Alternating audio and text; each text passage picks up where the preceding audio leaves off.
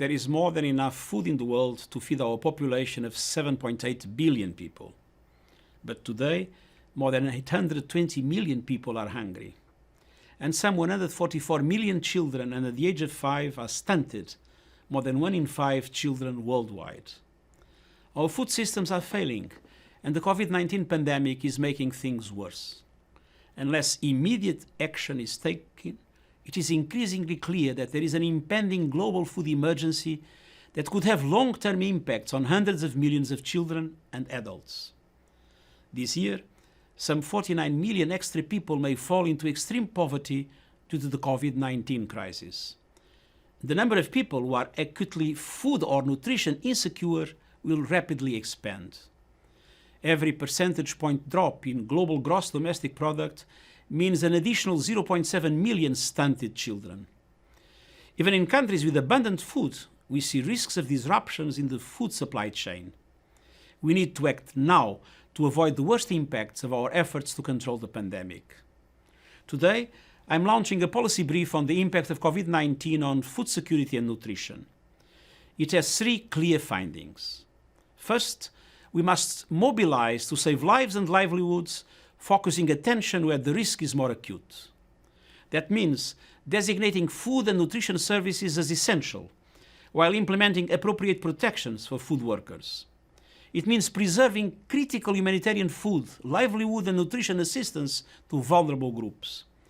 And it means positioning food in food crisis countries to reinforce and scale up social protection systems. Countries need to scale up support for food processing, transport and local food markets, and they must keep trade corridors open to ensure the continuous functioning of food systems. And they must ensure that relief and stimulus packages reach the most vulnerable, including meeting the liquidity needs of small-scale food producers and rural businesses. Second, we must strengthen social protection systems for nutrition. Countries need to safeguard access to safe, nutritious foods, particularly for young children, pregnant and breastfeeding women, older people and other at-risk groups. And they need to adapt and expand social protection schemes to benefit nutritionally at-risk groups. This includes supporting children who no longer have access to school meals. Third, we must invest in the future. We have an opportunity to build a more inclusive and sustainable world. Let us build food systems that better address the needs of food producers and workers. Let us provide more inclusive access to healthy and nutritious food so we can eradicate hunger. And let us rebalance the relationship between food systems and the natural environment by transforming them to work better with nature and for the climate. We cannot forget that food systems contribute up to 29% of all greenhouse emissions, including 44% of methane, and are having a negative impact on biodiversity.